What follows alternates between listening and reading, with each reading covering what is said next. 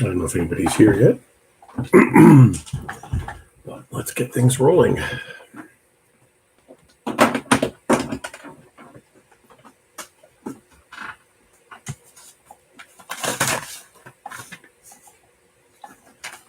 Good evening, everybody. This is W2NDG, Whiskey 2, November, Delta Golf.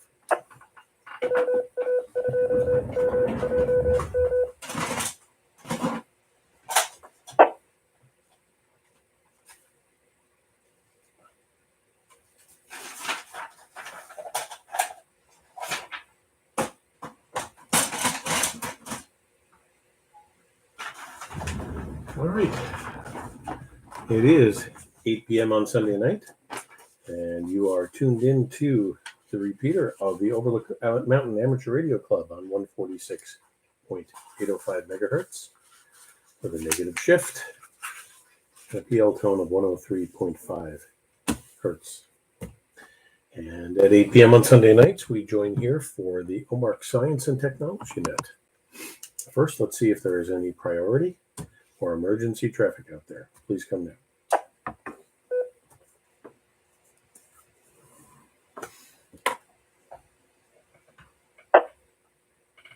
Nothing heard. All right.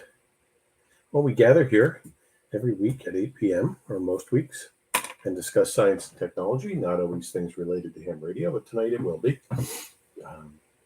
And I am sometimes joined by my co-host, Jim K2BHM. I don't think Jim is around tonight, but I'm going to drop and ask him just in case he is. Hi, Neil. We actually just got in. K2BHM. Ah, all right. Well, welcome, Jim. It's good to have you back. I didn't give you a heads up of tonight's topic, but feel free to play along. It was suggested by Jim, KD2VAH, mentioned beacons, and I thought it would be a good night to talk about propagation tools. But on a future night, which I'll talk to you about in advance, I want to talk about propagation again, something we got into, I think, early on in the net, and just to talk about the atmosphere, the seasons, the sun, and the bands, and how all of it comes together. But welcome back. It's good to have you. And anything else you want to bring up, or how are things with you?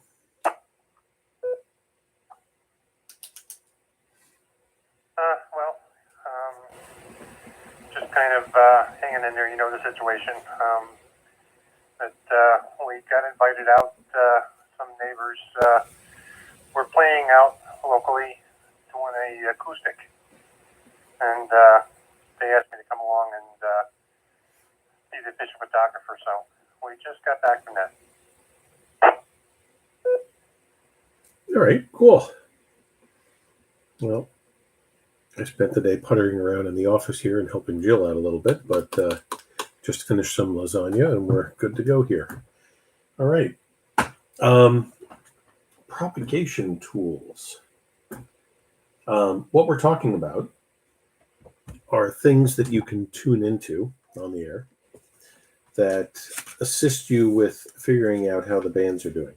And the one that Jim brought up in particular, when he was asking about it today, was the HF beacons.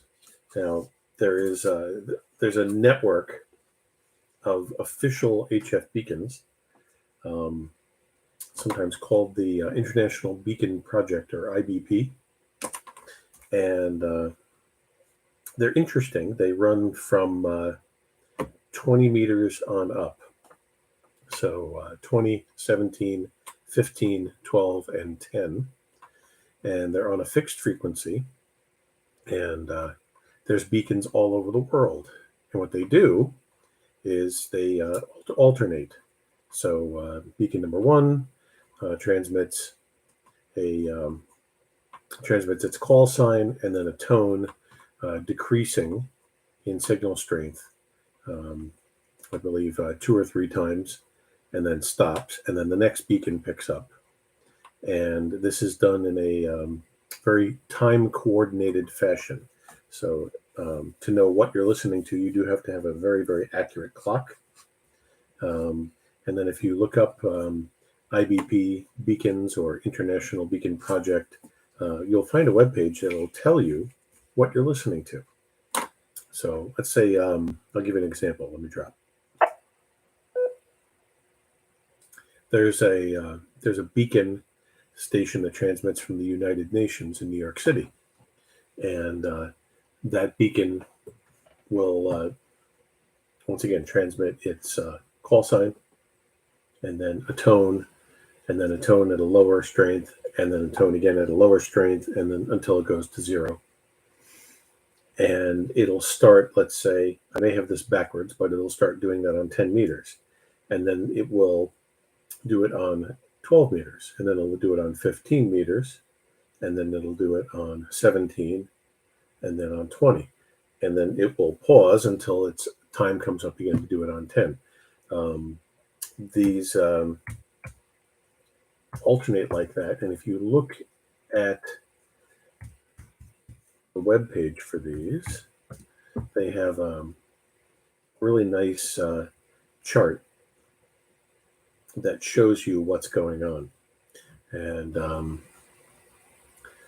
one that I've been using is NCDXF, or November Charlie Delta X-ray Foxtrot.org, O-R-G, ncdxf.org/beacon.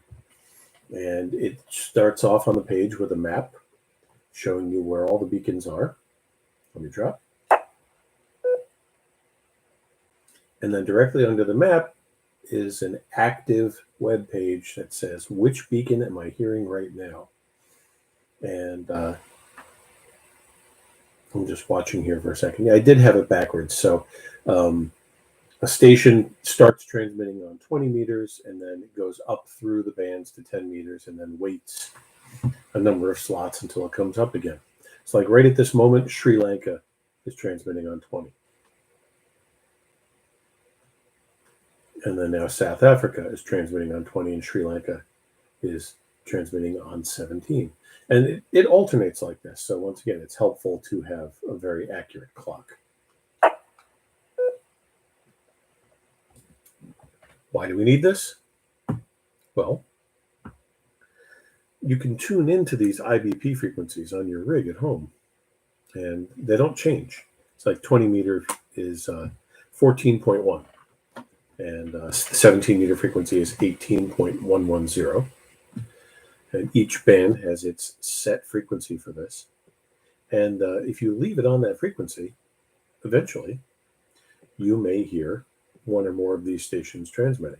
So if I'm sitting here one afternoon and I have it on 14.1, and I'm listening for the beacons, I might suddenly find out that I'm hearing South Africa or Israel or any number of other countries that I can say, well, I suddenly have a path to North America from that country.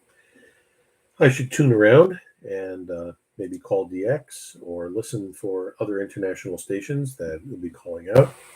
But that means when you hear this, that there is a clear path between you and that station. Another drop.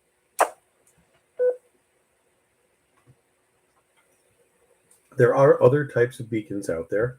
I'm just bringing this up because we don't want to be here till midnight. But there are other ways of checking other bands dealing with beacons. If you like operating VHF and UHF, sidebander CW, which some people do, there's quite a number of beacons up in those bands as well. And you can look those up online. And the openings sometimes are few and far between, but if you're tuning around the beacon portion of those bands, and it usually is restricted to a narrow part of the band, and you suddenly start seeing code on your waterfall or hearing code, you can check by what you're hearing, see what that station is and where they're from. And that is a good indication that there might be an opening. So, and this is neat stuff. Jim brought it up. We can get a little further into it, but I think I'll take some check-ins first. first we'll just throw it back to Jim and see if he has any comments on beacons. And one thing that because we're talking about the IBP project in particular, but there are other privately hosted, privately run beacons. You could run your own beacon. There's nothing stopping you, and you can look into how to do that. Jim, any comments on this so far?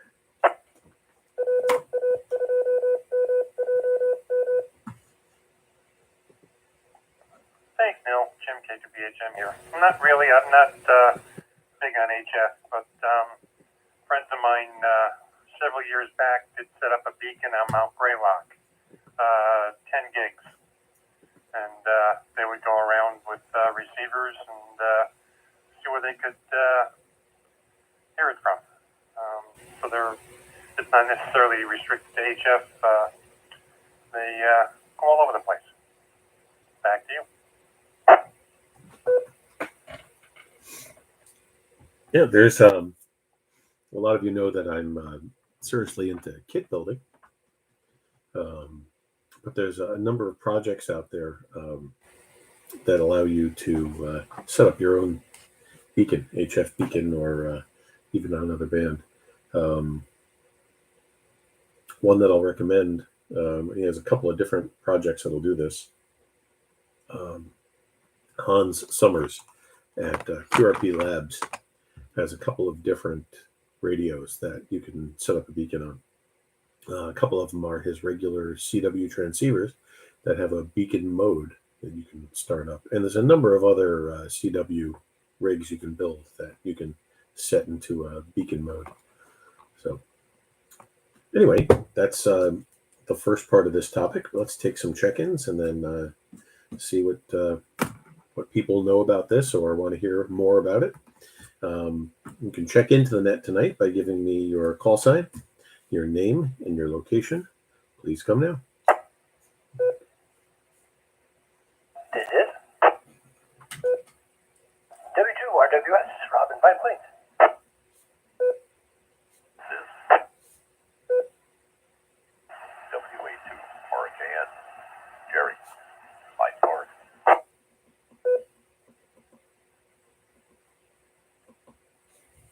KB5 Bravo Victor, Mose in Marbletown.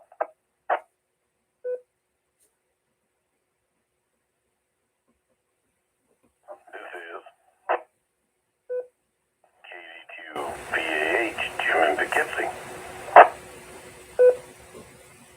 Head control. Here is KB2, GGF, Matt in Kerhonkson.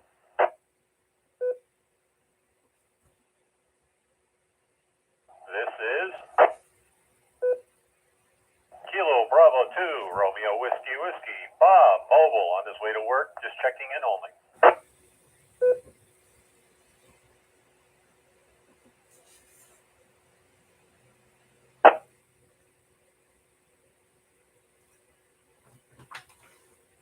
All right. Thanks, everyone, for checking in. We'll take some more check-ins later. So we'll do a quick round here, just talking about beacons and any other questions you have about propagation tools. There are other ones that I'll bring up. We can get into Whisper, talk about Whisper briefly, and we can also talk about PSK Reporter. And I do want to touch also on using the online SDR network as a propagation tool, which is a couple of different ways you can play with that. So, all right.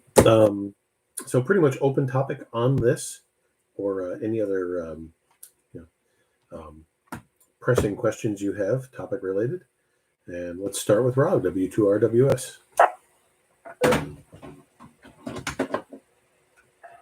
Neil, good evening. I have an app you might be interested in. Maybe it's the same thing.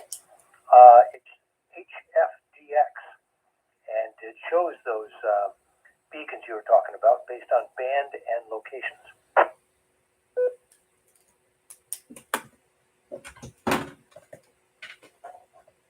Yes, there's a couple of apps. I know the ones in the Android world. I'm sure there are iOS ones as well. The cool thing about running an app, either on iPhone, Android phone, or an iPad, is that you're tied into cellular service or your local Wi-Fi, which means you're going to have a very accurate clock. If you've ever sat there and listened to WWV or some other very accurate time source and stared at your phone, you'll know that the minutes change exactly on cue when they're supposed to. There are cases where they don't. I've seen some of the networks get messed up, but 99% of the time, your phone is going to be a very accurate time source. But yeah, definitely some apps for this out there. And I'm going to get into the devices, brief discussion on that. I'll probably weave that into the comments here. But anything else, Rob? No, that's it. I'd like to make use of this thing. I downloaded it a long time ago and really haven't figured it out. So this is good that we're having this conversation. Yeah, so basically the way it works is, you tune into one of those frequencies on your HF rig and stare at the app, and it'll tell you what you should be or what you are listening to as each country rotates. It's pretty cool. I think I'm going to punch up the 20 meter one here while we're on the air, and I'll just look over at it every now and then. It's definitely neat, and I think a lot of hams don't really know that this exists. Newer hams, anyway, and probably some that have been around for a while. I don't know it exists. It is an interesting tool if you're frustrated and don't think that anything's working. This is a good way to verify that nothing's working. You can't hear anything. All right, Jerry, WA2RKN. Any comments on this topic? Hello, radio. Yes. In fact, I guess I'm going to have to plug the Kiwi SDR here. The Kiwi SDR network offers a global scattering of HF and LF and DLF reception, approximately 30 kilohertz to 50 kilohertz to 30 megahertz. Subband amateur time signals. And it has whisper and IPP transmissions. If you go to one of the Kiwi SDR receivers and you get the menu on the right, it talks about extensions. You can bring up the IPP and watch, scrolling down the waterfall, the stamps for time slots of the different stations. Like Venezuela's going, and now New York. So if you don't have this stuff, you could check it out, to see if you want to get involved in it a little bit more. WA2RKN back to that. Oh, very good. Yes, Kiwi SDR stations. There is a plugin for IBP, but even without the plugin, when you're tuning around on the bands using the online Kiwi SDR sites, you'll notice that the IBP beacons are marked. They have those little bookmarks when you're looking at the screen, and the beacon is always marked. If you use the plugin, it will kind of rotate you a bit and tell you what you're listening to, similar to the way the website does. The Whisper plugin will cover in a little bit, but definitely neat stuff. And there's a lot you can play on with Kiwi SDR websites. I would hit the plugin menu and poke around in there. There's some really neat stuff that you can use on top of the just regular receiver. Thanks, Jerry. Mose, KB5, BV. How are we doing tonight? Good evening, Neil. Good to hear you. And it's also very good to hear Jim on here. Miss his voice on the radio, so it's good that he's here. And this is a very interesting topic. I'm sitting in front of my computer right now, and I have the website up and watching it go around. It's in the different regions of the world pop up, and it is amazing. Did not know this existed, so I'm glad you brought up the subject tonight. I may not be here through the whole net. I'm doing some laundry and chores right now, so I'll carry the radio and listen in, but I may not always reply. So just go ahead and mark me off and just put me in the listening column. So back to net. This is KB5BV.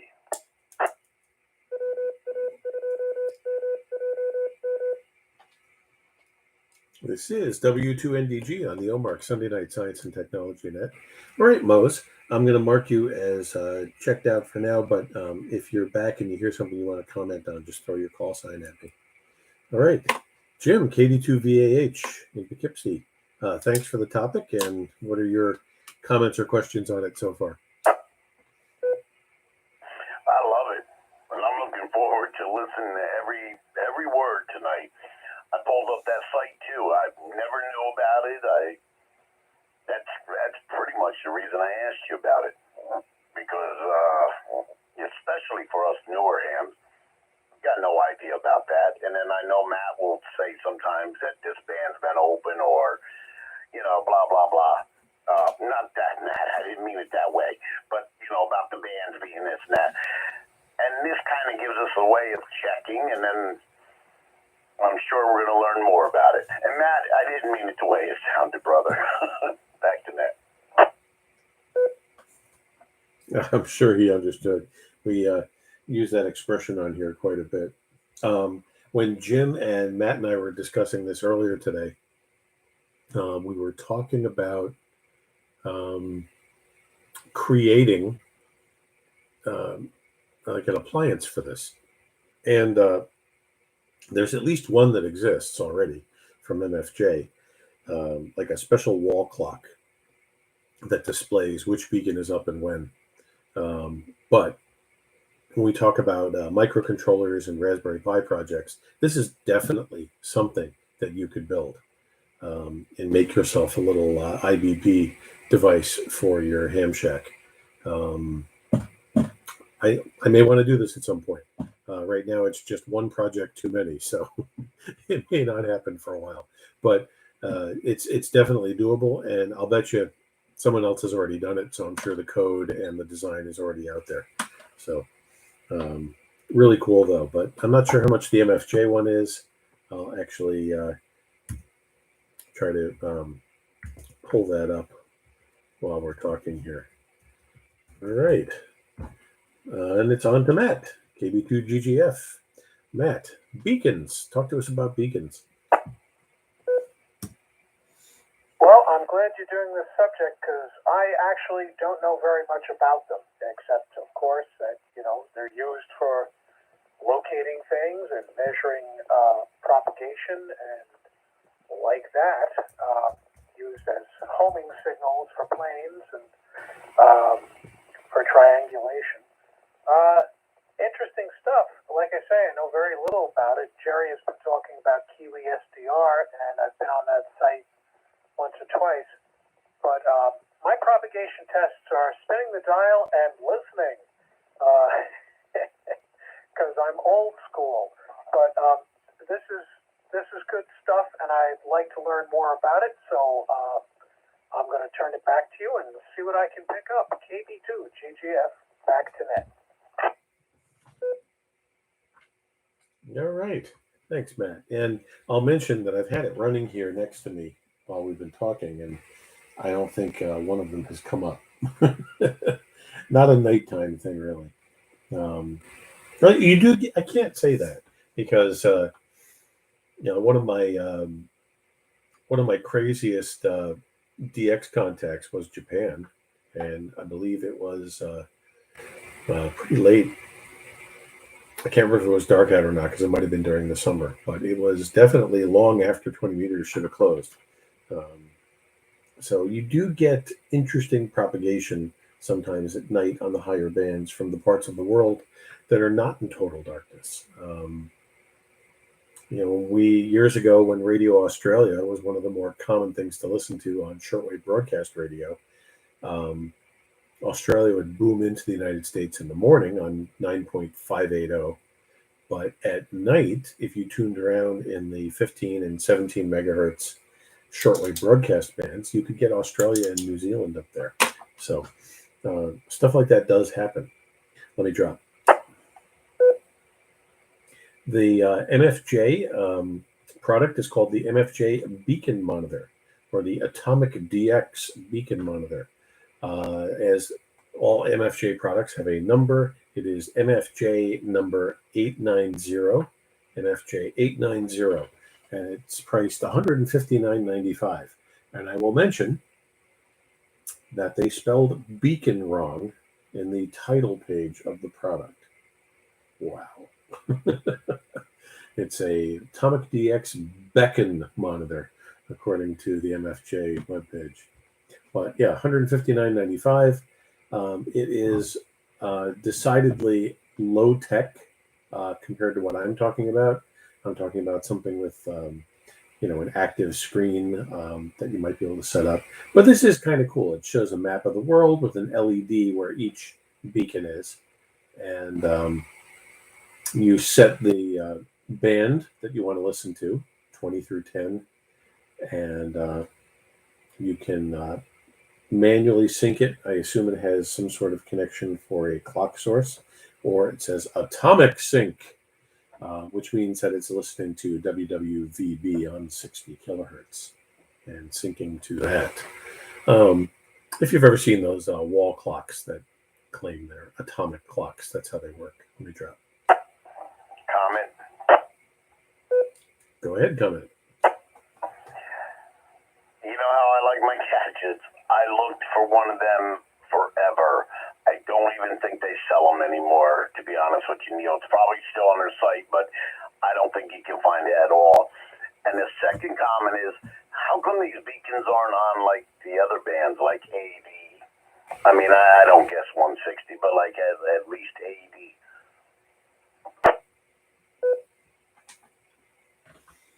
I'm going to throw that out there. I'm going to guess at my answer.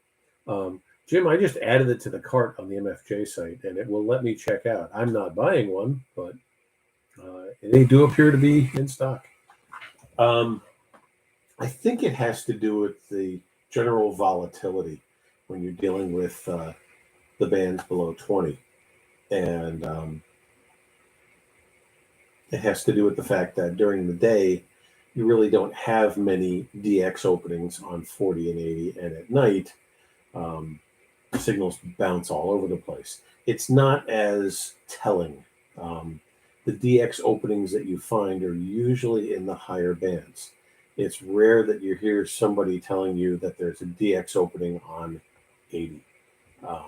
Although it does happen. Don't get me wrong, but the chances of you talking to Japan on 80 meters are probably pretty slim. So those signals tend to not bounce the same way. Although they do bounce at night, you're not going to get quite as far. I think it has more to do with that than anything else. But any other comments on that question that Jim asked?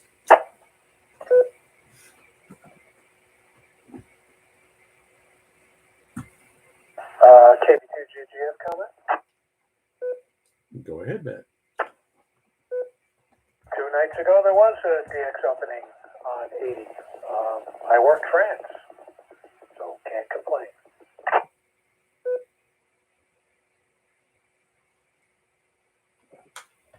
Well, there you go. And yes, transatlantic stuff for sure.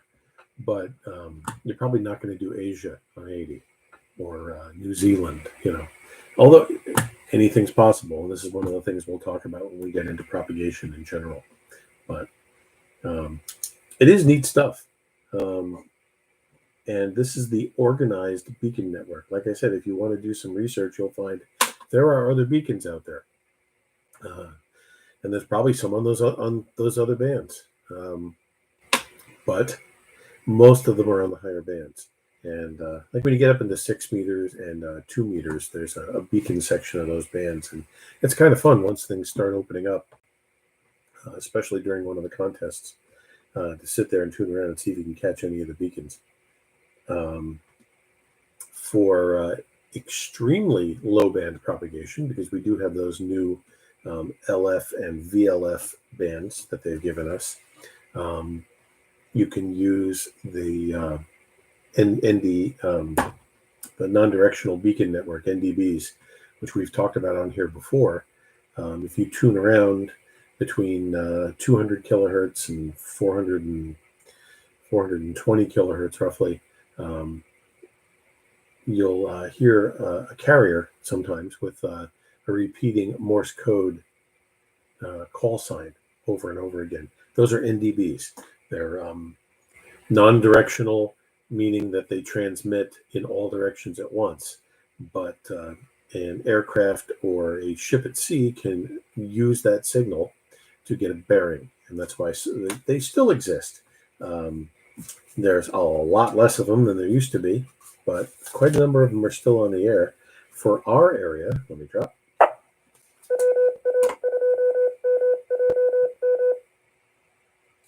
W2NDG on the OMARC Sunday Night Science and Technology Net. For our area, the two that most likely to be heard are, there's one that broadcasts from near Campbell Hall, which is doing location for, I think, the Orange County Airport.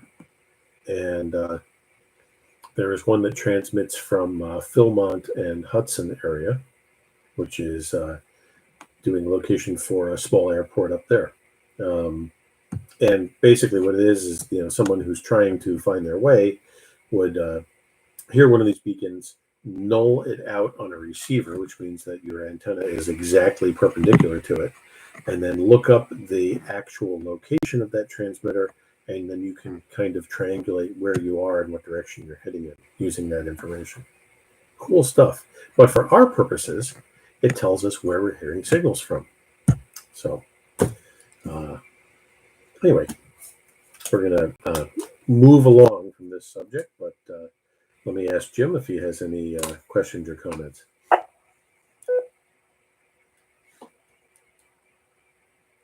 No, not really. It's all new to me. Haven't played around with it at all.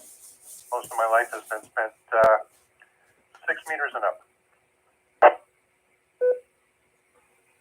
All right, and a couple of things we're going to talk about are used up there as well. So,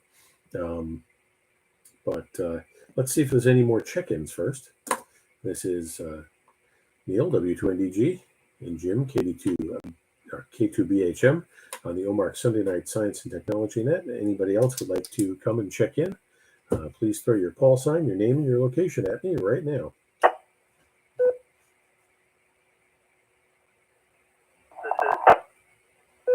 November 2, Foxtrot, Zulu, Charlie, Tommen, Fishkill.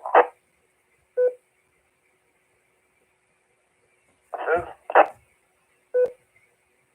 KD2, KJU, Jet, West Early.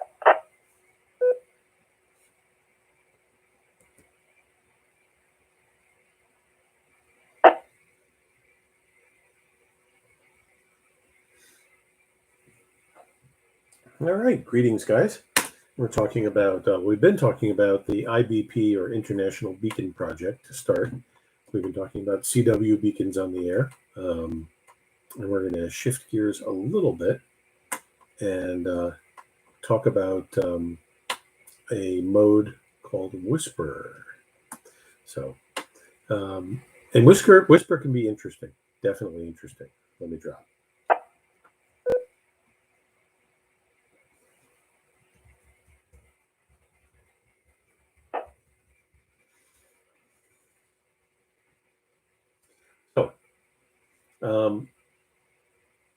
Some of you know that I speak at Ham Radio University every year, and I've been doing the same two forums for a while. I do a forum on Raspberry Pi for ham radio. Used to do a Linux for ham radio forum, but we kind of focused it more in the Raspberry Pi direction. And I do a forum on digital modes, including FT8. FT8 being mentioned because it is probably the most popular digital mode these days.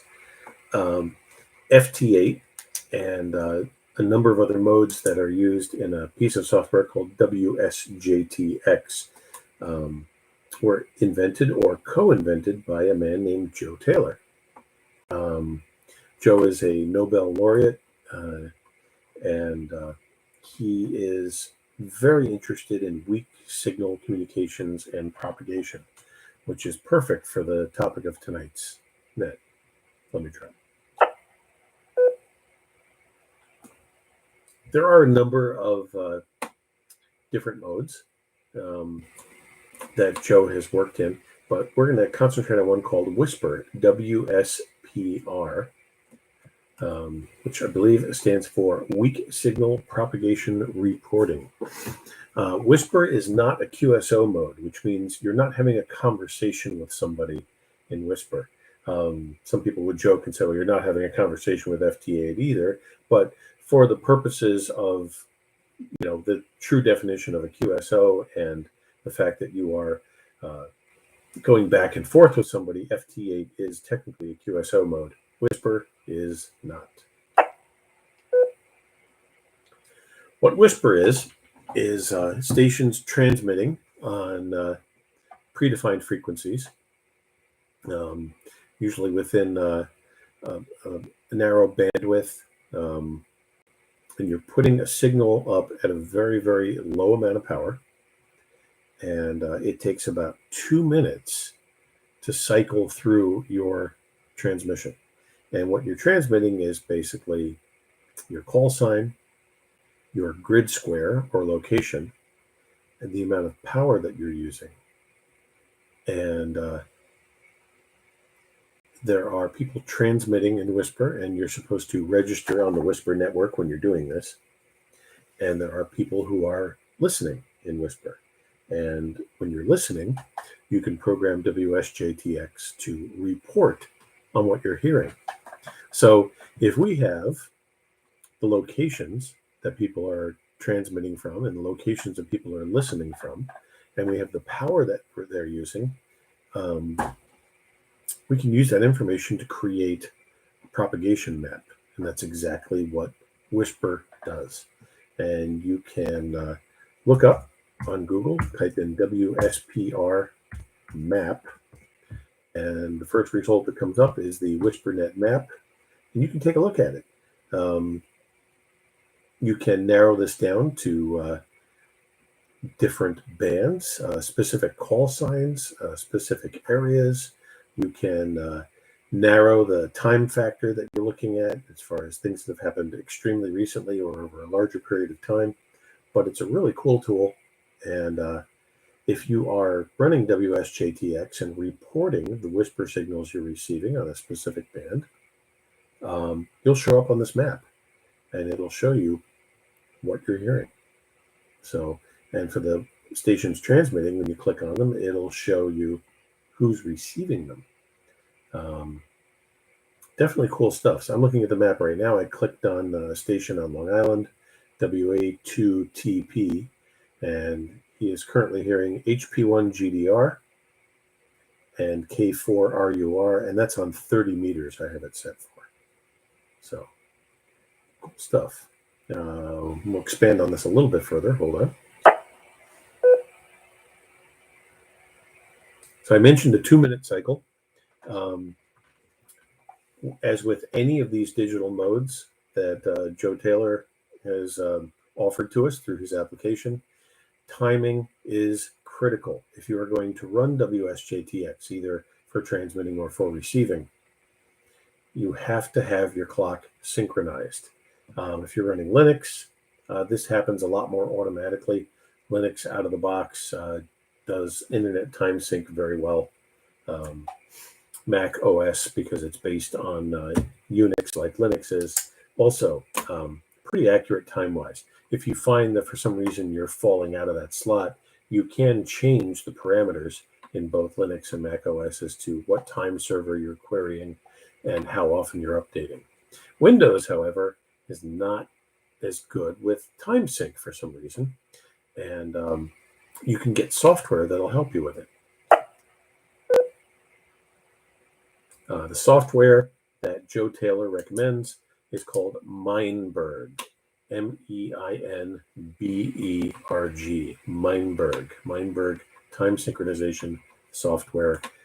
He has a little guide on the WSJTX site for installing and using it. It's pretty straightforward, and it's free. and it'll keep your Windows machine exactly in time. If you're off time, what's happening is you're not transmitting at the same time that people are expecting to be receiving you. This is, those 2-minute cycles. It takes 2 minutes, and there's about a 10-second buffer. So it's really like 1 minute and 50 seconds, and there's about a 10-second buffer while the machines clean up.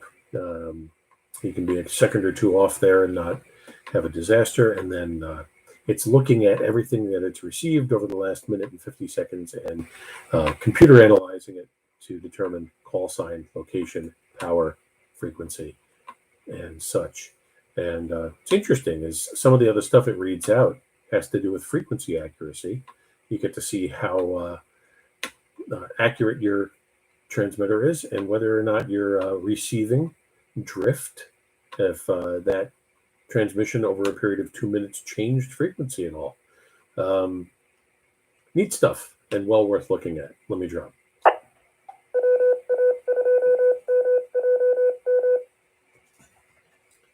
This is W2NDG on the OMARC Sunday Night Science and Technology Net, talking about propagation reporting and propagation tools.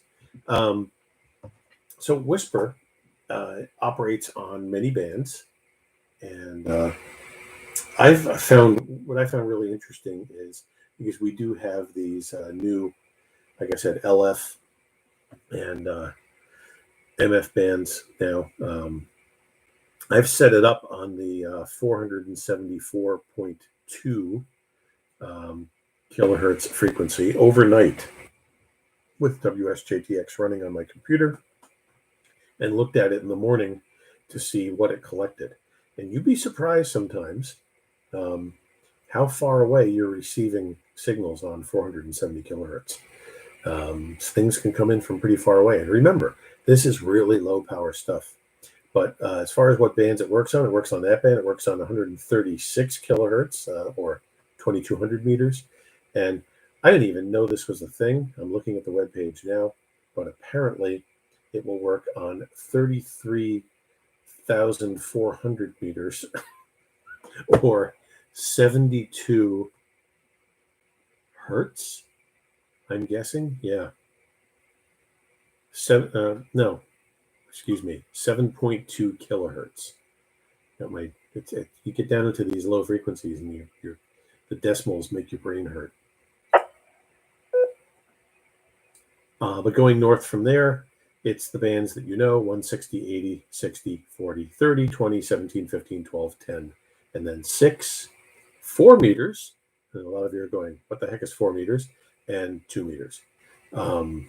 Yes, 4 meters does exist in other parts of the world. That's a 70 megahertz VHF band that we don't have in this country. Not a lot of countries support it, but it's out there. So this is operating on all of those bands. It is a low power mode when you do set up the transmit in it, and it can be a lot of fun. It's interesting, and you're supporting the hobby by participating because you're adding to that map. Another drop. I mentioned Hans Summers before, and once again, QRP Labs has wonderful tools for operating in Whisper mode. The same radio I mentioned before that you can set up a CW beacon with also does Whisper, and he has. You can buy a single band version of it, which I have a kit for that.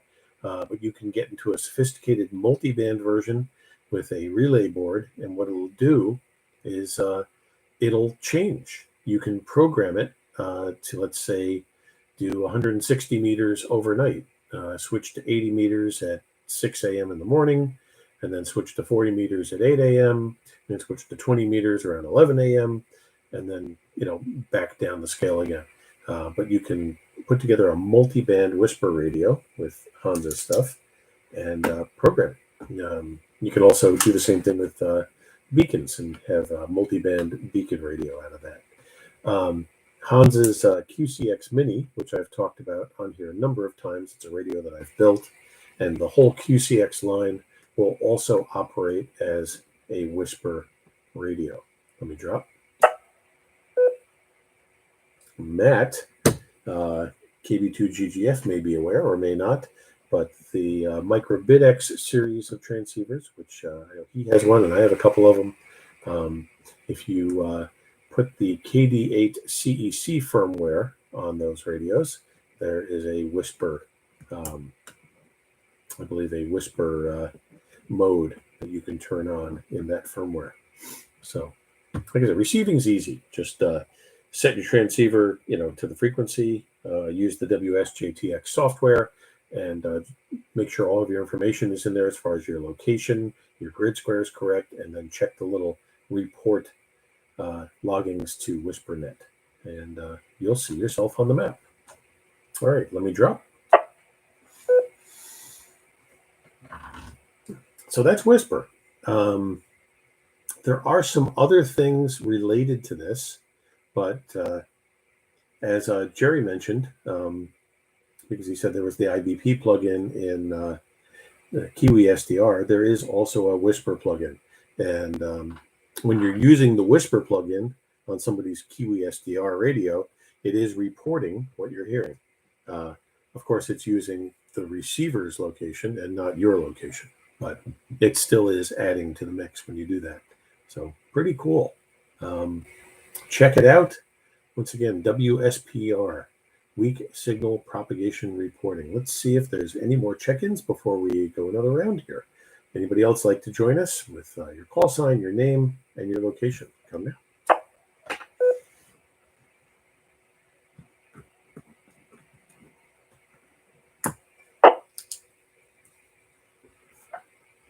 All right, nothing heard. So a quick round, just comments and questions on Whisper and any other WSJTX related stuff. Jim, KD2BHM. See, I did head into the VHF neighborhood with this one.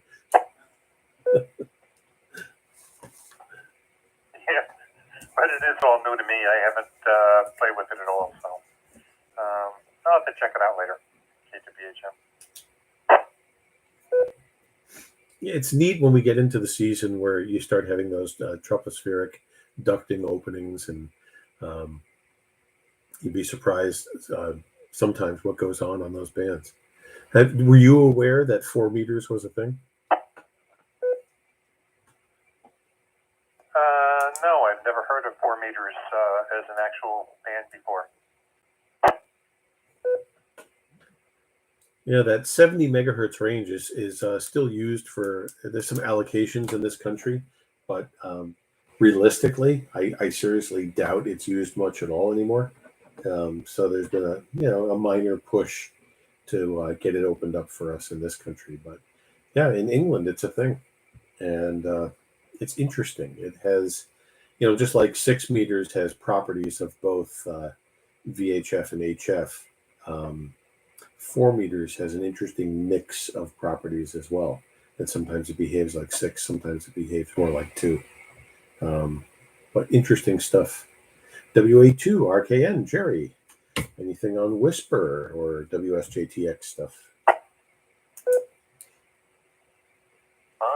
just kind of sitting back and watching some of the QESWR stuff rolling by. There's nothing really I'm seeing. Just enjoying the conversation. Nothing really contributed at this point. Just, you might mention the URLs again. WA2RKN, back to that. Yes, I can do that. WhisperNet is WSPRnet, WSPRNET.org. And they have the map and information on where to get the software there. WSJTX, I never give the URL out for this because Joe Taylor has never gotten a specific website for it. It's one of these hosted websites through Princeton with a tilde in the mix. Your best way to find WSJTX is to just Google it. WSJT-X. Whiskey Sierra Juliet Tango -X-ray.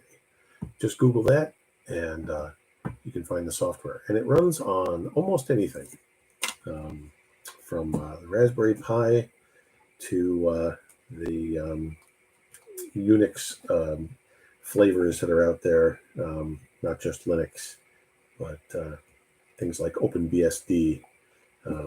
Pretty versatile. So, all right. And no, Mose said he'd throw his name in if he wanted to participate in the next round. KD2VAH, Jim. I went in a different direction with this. What do you think about this part of it?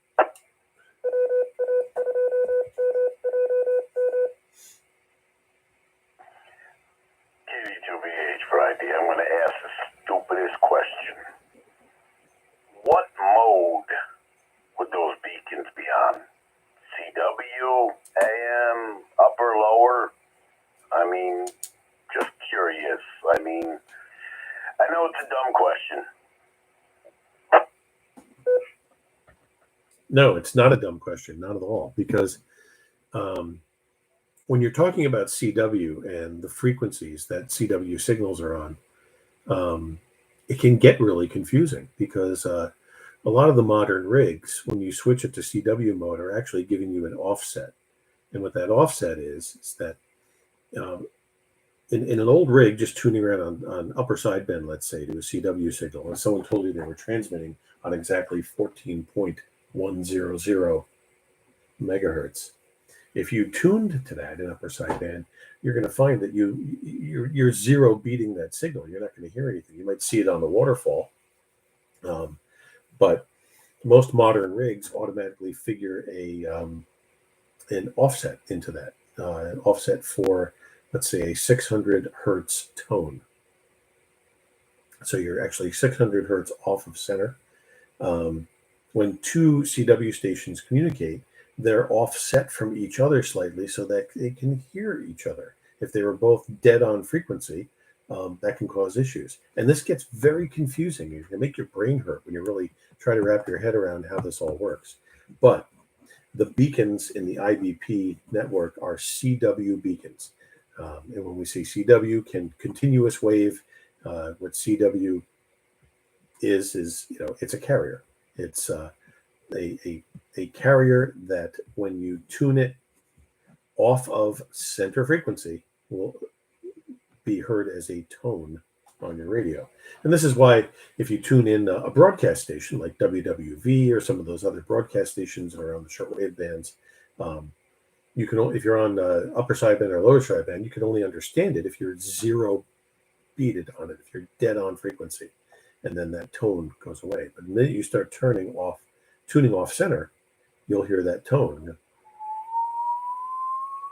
going up from zero. CW is just an open carrier with no modulation on it, and your radio receives it as a tone as long as you're not dead center on it. Let me drop. So you can be in CW mode, but you can also tune it in upper sideband mode, but you probably have to tune off of the frequency slightly to actually be able to hear it. Does that make sense? Absolutely, and I appreciate you answering it because I've been sitting here wondering. I would have assumed on the CW, but when it comes to radios, I don't want to assume anything anymore. I want to learn it. I don't want to assume. And now I'll add a little curveball to this. I mentioned NDBs, non-directional beacons. Those are not CW. They are amplitude modulation, AM. And I think the reason for that is just to make it easier for the receivers involved. So they're not having to deal with one more thing. They're basically receiving a carrier signal that they're zero beating on. So it's a continuous, broadcast with then a tone modulated on top of it. So making it a little easier for them to tune in. Whereas if it was just straight CW, you're not going to see that signal strength because the tones are the carrier. Hope that makes sense. Yes, absolutely. And part of my reasoning on that would be if the guy's got to look for the beacon to find out where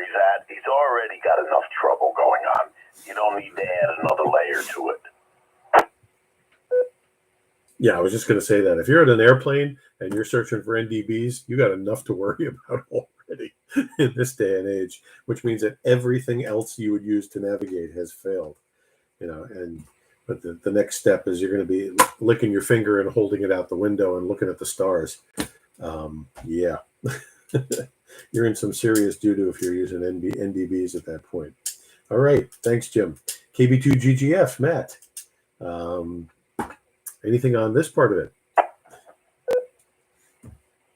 No, still absorbing, and I did not know that the CDC software included Whisper. That's really kind of cool.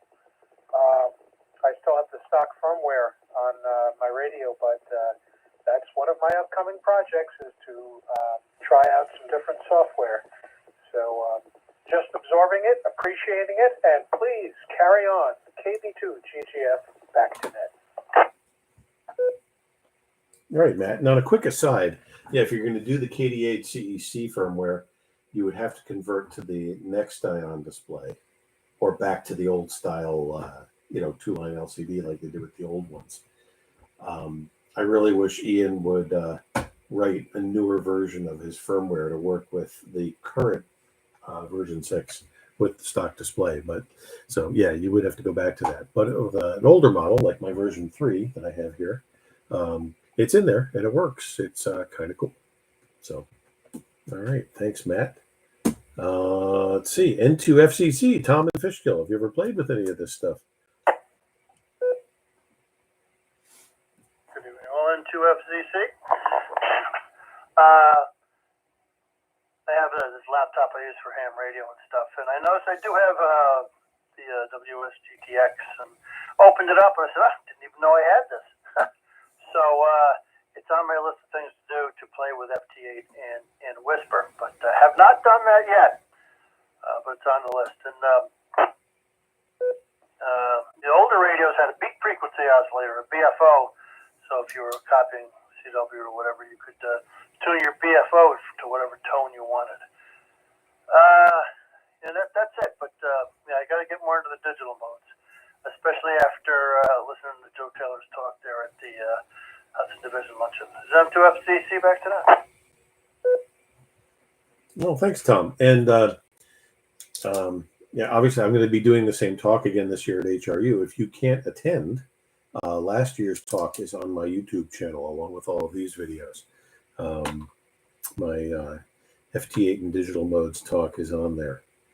This year, I'm going to try to communicate a little bit with Joe in advance and see if I can get a couple of other things to add to things. But now that I've actually met him, I feel honored. Interesting guy and a huge plus to our hobby. He's done some really cool stuff for it. One of the things that I've been thinking is if I am going to do something like Whisper, I could put it out in the garage where I have the spare rig and have a Raspberry Pi controlling the whole thing. Do receiving one night, transmitting one night.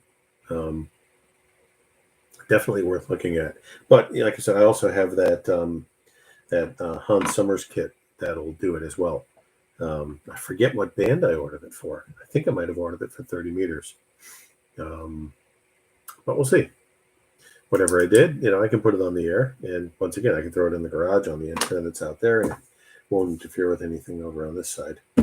Cool. Jed, KD2, KJU. I don't know if you've run into any of this stuff on the higher bands. I know you love playing around with 6 meter FT8, but Whisper is up there as well.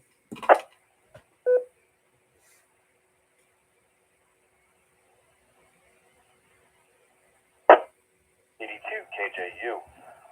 Whisper is something that I have not. I have set up my computer to look for it, but I don't know. Maybe I feel like I'm spoiled with FT8. It's so quick.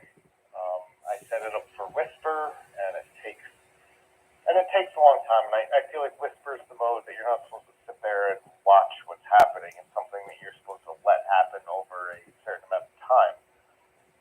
But when I was setting it up initially, I was certainly watching what was happening, and I guess I wasn't understanding that at the time and didn't think it was working, so I didn't keep it set up. And I also was not sure exactly what my the amount of power I was sending out with it. I wasn't clear what I should be setting my rig to, and what WSJTX was setting my power to as well. But it's certainly a mode that I'm interested in getting set up on. I'm been setting my my local rig up and all the housing up pretty nicely. And, something like that is certainly something I'm working towards. I will send it back to Net Control. This is Kitty GKG.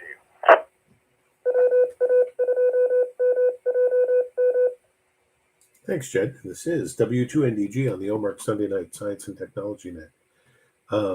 Yeah, Whisper is definitely not a mode that it's designed to sit there and watch.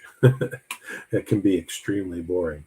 It's something you run when you're not around. If you're going to do it in receive mode, in transmit mode, you can run it unattended. It's very, very low power, so if something were to get stuck, you're not risking damage to your transceiver really.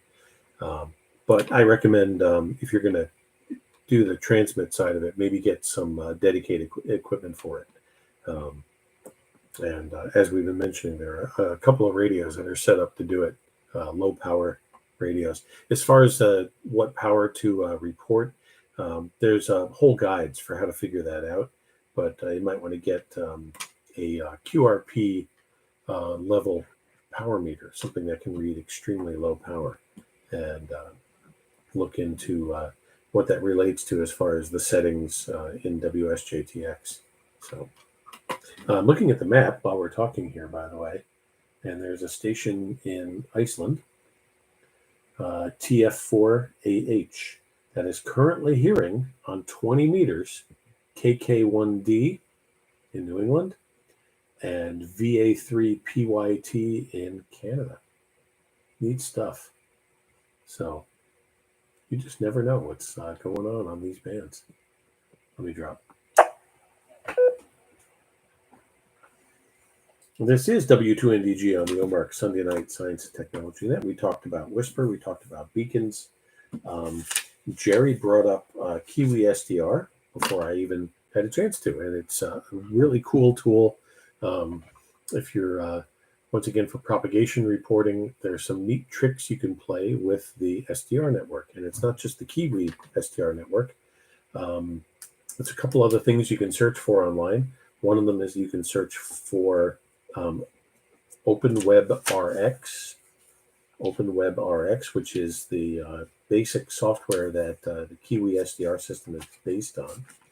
OpenWebRx. There are a lot of the Kiwi SDR receivers. If you find a guide listing OpenWebRx receivers, you'll see some of the Kiwis on there as well. But in addition, on the OpenWebRx map, you'll see people who are using the software with other radios other than the Kiwi, things like RTL SDR dongles and SDR Play equipment, and other software-defined radio equipment that works with it. Let me drop. There is also, it predates OpenWebRx and Kiwi, there's something called WebSDR, and that can be found at websdr.org, websdr.org. And you can also set up your own receiver in that system, but that one, you can't just download and run the software. Most of these are Linux-based, by the way. That one you have to contact the guy who developed the software and owns the site, and tell him what band you want to set up a receiver on and what part of the world you're in. And if he feels he needs a receiver there on that band, he'll send you a link to download the software. So, but websdr.org is a little older design-wise, a little more primitive in how it works. Usually the receivers are for specific or a handful of bands, whereas Kiwi is 10 kilohertz to 30 megahertz straight across the board. WebSDR can be for, let's say, someone has it set up for 80, 40, 20, and 15. or another smattering of bands, and you can tune across those with it. Let me drop again. The stations are all over the world, like Kiwi. There is one broadband station on the list that receives everything like a Kiwi SDR does, and that is the owner's own station. And it is with a custom-made SDR board that he has a picture of on the site. And it's very impressive and kind of scary that he did all this himself, but really neat. It is unfortunately not for sale, and he hasn't really altered the software to work with something like a Kiwi or other ones in a broadband fashion yet, but maybe someday we'll get that. But that one is definitely interesting, and it does work as a plugin with an interesting Android app, which I'm trying to remember the name of. I do have it on my phone, so I'm going to look at it real quick here. But there is an Android ham radio app that lets you control your rig at home, but also tune into the SDR network. Another drop. It's called Pocket RxTX. Pocket RxTX, or PRXTX. The free version does let you do some things with limitations. If you pay for the app and it's not expensive, you get a lot more options, including the ability to run a server at home and control your rig through it. Kind of cool, but that's out there. And that uses the Web SDR network, not the Kiwi SDR network. If you have an Android or iOS device, the Kiwi SDR network works on mobile devices as well, as does Web SDR. So you can do this stuff out on the road, and it's definitely cool. So how do we use this for propagation? Find yourself.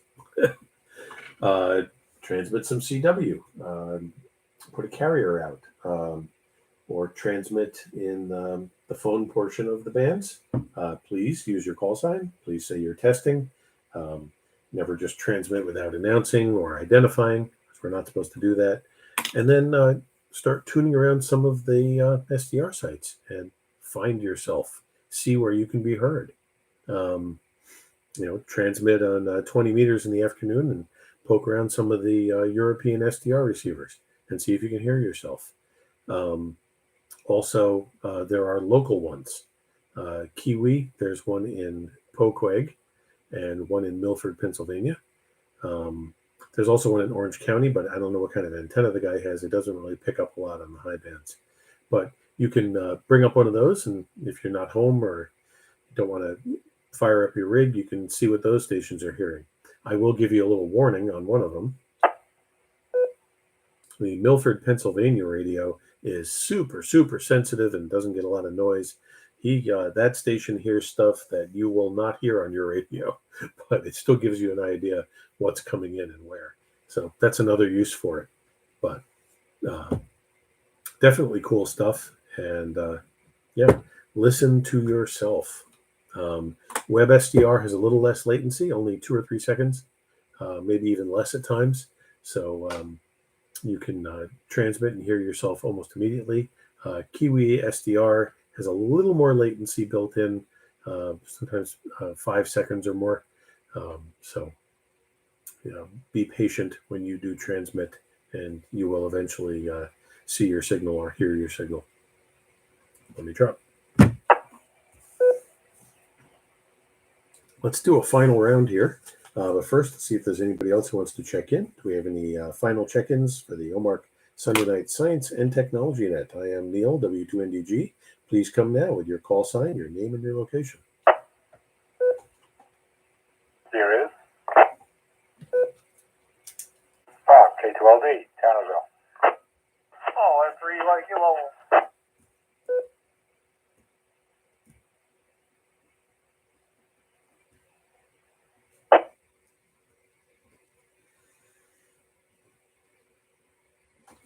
All right, thanks, guys.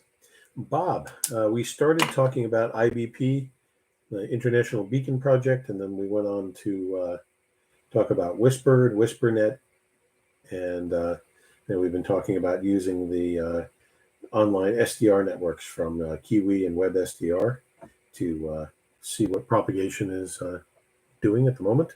So that's where we've been. I'm going to see if you want to have any comments on what we've been talking about so far.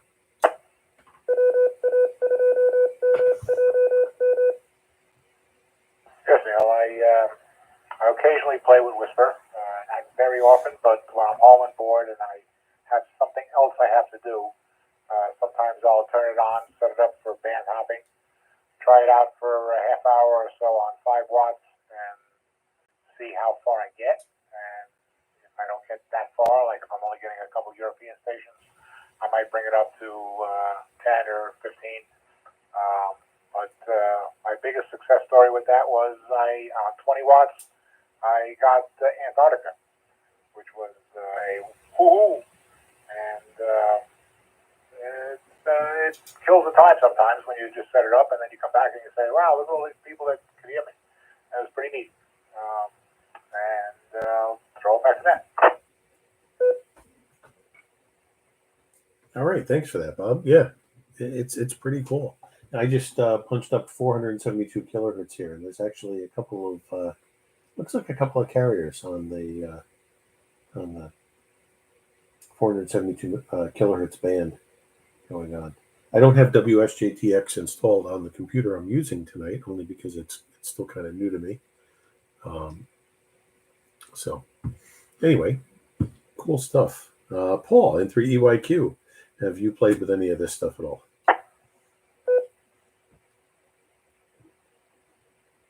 No, I haven't. I haven't had an HF rig on here too much. It'd be interesting to try out, see how that all works. I gotta look it all up, find out what's going on with that. Be interesting. I just put an HF antenna out on the back porch. It's a little vertical. So, I'll have to play with it. N3EYQ. All right, thanks, Paul. All right, so we're going to roll up to the top and do a final round here. So any final comments, any questions, anything else that you'd like to add to this? I mean, there certainly are a lot of other things that can be discussed as far as propagation reporting and testing propagation, but these are the main tools that I know of and I use. So let's throw it to the top, which is Jim, K2BHM. Thanks, Neil. No, nothing to add from this end. Just been listening and learning. K2BHM. All right, thanks, Jim. And yeah, I'll talk to you about upcoming things I had ideas for, so we can get more into that. But thanks for coming tonight. And yes, I agree with what Mo said. It's good to hear your voice again, and welcome back. Rob, W2RWS, any final comments for the net tonight? Yeah, Neil, thanks for that.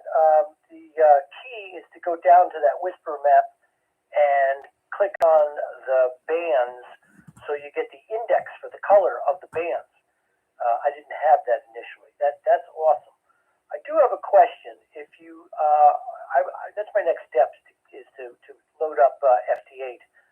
Should I have a dedicated radio or can I switch back and forth? I was reading the instructions for installing it. It looks like you have to have multiple settings from the menu on the radio. I was going to use my 857D, and I'm thinking it might be a little too difficult to switch back for jumping on this net, for instance. So I'm just wondering if you have a dedicated radio or is it easy enough to switch in memory or something? With the 857D, I'm not sure if you have like the ability to set memories for the various settings.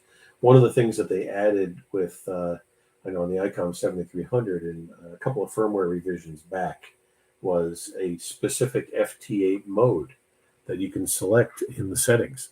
And what it does is it brings in all of the common settings for doing FT8, and then you can switch it back to normal from there. I know in ICOM you can save a cluster of settings to fall back on and then go back to your regular settings. I don't know about the ASU. If you have something similar where you can group different settings under a heading or something like that, then you can do it that way. If not, my best advice is to make a quick checklist. So you can just quickly go through the menus and just check A, B, C, D, E, F, G to go in one direction and then back the other way. But yeah, that is one thing. It's a bit of a minefield. And sometimes I'll forget to put something back the way it was. And then a number of times that I've been sitting here and saw my radio suddenly transmitting and realized that it was transmitting my Zoom meeting and killed it immediately. But and you can have the opposite happen as well, where your radio is trying to, or your WSJTX software is trying to decipher what it's hearing in ambient noise in the room. So, yeah. Definitely good advice there is to read those step-by-step guides. There's certainly plenty of YouTube videos on the subject, but you don't have to have a dedicated radio for it.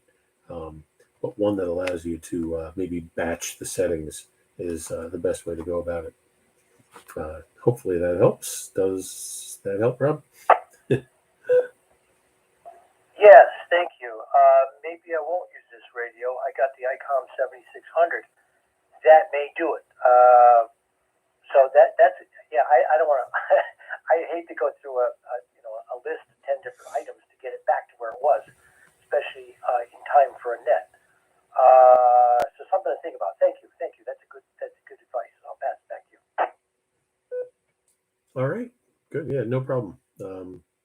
It's some of the older rigs. It's actually easier, less things to set, but harder because they definitely wouldn't have like that grouped setting thing. But I guess I'll find out. I don't even know if my Kenwood 440 has the serial interface chip in it. I got to pop it open and see.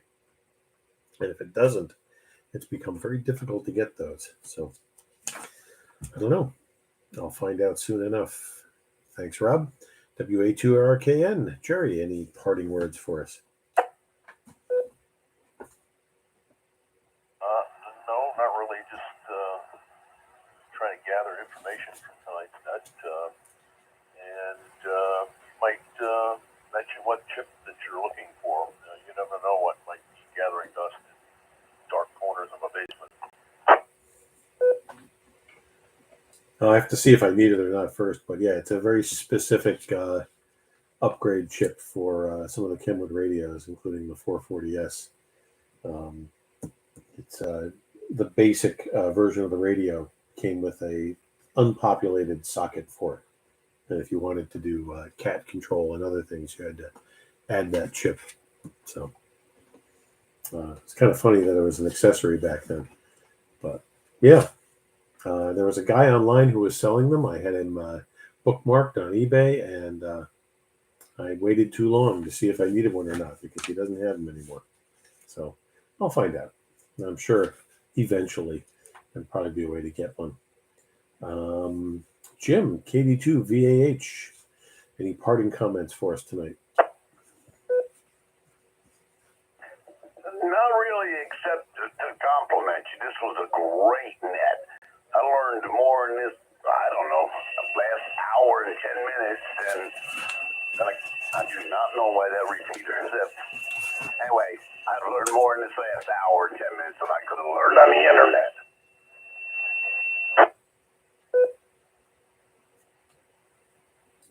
Well, thank you for your feedback. Sorry, couldn't resist. I appreciate it, Jim. Thanks for checking in tonight. Matt, KB2GGF, parting comments from Karonson. I'll just echo what others have said. I've learned a lot tonight, and now have more things to research and see what I want to do with. So cool. Very nice subject. Very good net, and thank you. And back to this, KB2GGF.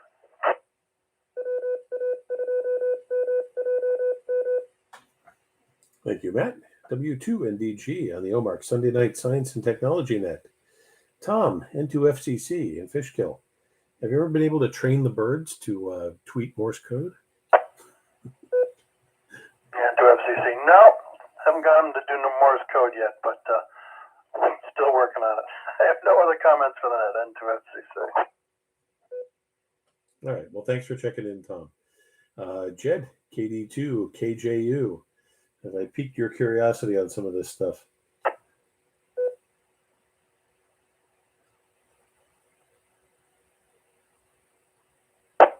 Oh yeah, definitely. I'm a huge fan of the SDR stuff. I have some older equipment that I would like to get up running with some SDR stuff. There's some old Kenwood or Trio 520s, and I have seen that with some work it is possible to hook an SDR up to those old fellers as well, and that really interests me. Having some passive equipment around that just kind of picks up stuff, and especially stuff that's low power. I'm certainly interested in that stuff. Yeah, I'm enjoying what you're putting down. This is KD2KJU. Back over to you, Neil. I really do appreciate that. Thanks, Jed. I was happy to come up with a topic everybody liked tonight, and it's certainly something that doesn't get really talked about a lot. And there's so many things.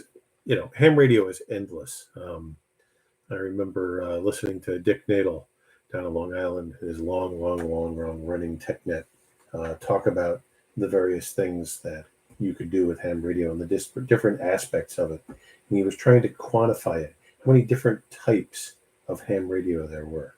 And he had trouble assigning a number to that. So anybody who's watching on video, either, well, I don't think there's anybody watching live. It went back to 0. But if you're watching after the fact, I am cocking my head over to the right here a lot because I'm looking at the waterfall on my 7300. And there is definitely a noticeable carrier that keeps popping up in the 470 kilohertz band here, that medium frequency band. And I haven't timed it yet, but I think it's running for just under 2 minutes at a time. It's definitely coming and going, so it's not local interference from some device in the house. But if you wanted to set up Whisper on 472 tonight, you'll probably get some stations reporting in. Interesting stuff. All right, thanks, Jed. K2LD, Bob. Any last comments from the mountain? Just a comment on what Rob was asking about. On originally my Yaesu 991, once I had all the settings set for Whisper or FT8, there's no problem going back and forth between what it can do that way and what it can do as we're talking right now. Just no problem whatsoever, as long as you change your output settings from data, which is one button on the front panel, and on the new Yaesu FTDX10, I set that up the exact same way, and now the CAT cable goes into the back of that one, and I'm using that for the digital modes. And again, you can go back and forth with no issues whatsoever. So just a remark on Rob's question there. And back to that. All right. Well, thank you, Bob. That's good to know. And last on our list tonight, Paul, N3EYQ. I don't know if you're still mobile or not, but any parting comments from Rosendale? No, just made my dinner, so lunch it out. N3EYQ. All right, Paul, thanks for checking in. And do we have any end of the night check-ins here for the OMARC Sunday Night Science and Technology Net?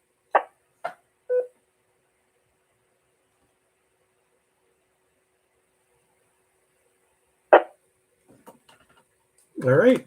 Well, thank you. And thank you to everybody who checked in.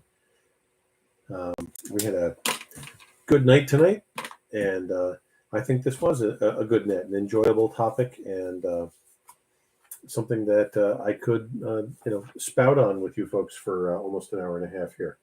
And I think what's cool is that if we can provide knowledge that enhances the hobby, it's always good. There's so much to learn here. And the reason why we did the Science and Technology Net is because a lot of us are certainly interested in more things than just ham radio, but ham radio encompasses more things than just radio. There are so many other aspects of science that creep into our hobby. That's what makes it so fascinating. I'm glad everybody came tonight, and let's close up the net here. Let me drop. You have been listening or participating in the OMARC Sunday Night Science and Technology Net. This net comes every Sunday night to you at 8 p.m. on the Overlook Mountain Amateur Radio Club repeater on 146.805 megahertz.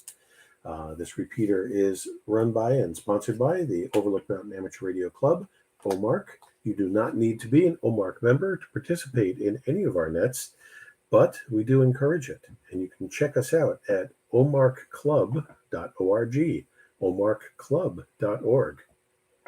Please come and participate in any of the other nets that occur on this repeater during the week.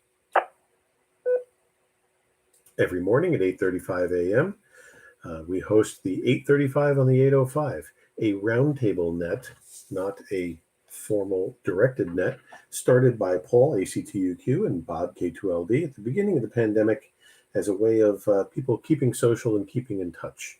A lot of us got stuck at home, really needed that level of communication to make sure that we were all okay. And not a lot of us were always all okay and needed assistance finding things and keeping our brains in order. It was certainly something that came along at the right time for me, and I really appreciated it. Every evening at 6:30, a rotating cast of OMARC members hosts the 6:30 check-in net, a very similar net to the 8:35 net, where people check in and talk about their day and reach out for assistance with things if they need it, but it is a directed net held by a net control.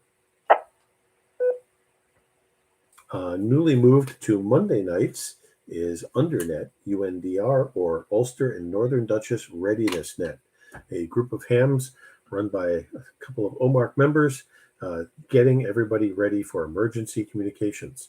The Undernet is not affiliated with any specific emergency communications group, but is a bunch of people who are trying to pass on information and knowledge and teach people how to be ready for emergency communications. And in the event that we do affiliate ourselves with one or more emergency communications groups, we will be prepared for that. Every Thursday night, Dave, K2JLV, hosts the Thursday Night Technical Net. Dave's net is usually about a ham radio topic, sometimes about a computer topic, but almost always ham radio related. Dave takes check-ins, goes through the list to see if anybody has a specific problem, topic, or troubleshooting idea that they want to cover. If one does not come up in the first round, Dave spins the topic wheel and comes up with one for us. Always a great night. I've heard him go 5-6 rounds into the night discussing somebody's issue or a specific thing that somebody wanted to know more about. Definitely join us on Thursday nights at 8 p.m. for Dave's TechNet. And that is it for me. And Jim, K2BHM, who we welcome back tonight. Once again, Jim, it's great to hear your voice tonight. Please come next Sunday at 8 p.m. And I'm not sure what the topic will be, but we'll try to come up with something interesting again for you. I am Neil W2NDG, and I will be returning the repeater to regular use. I am ending the YouTube stream now. And as usual,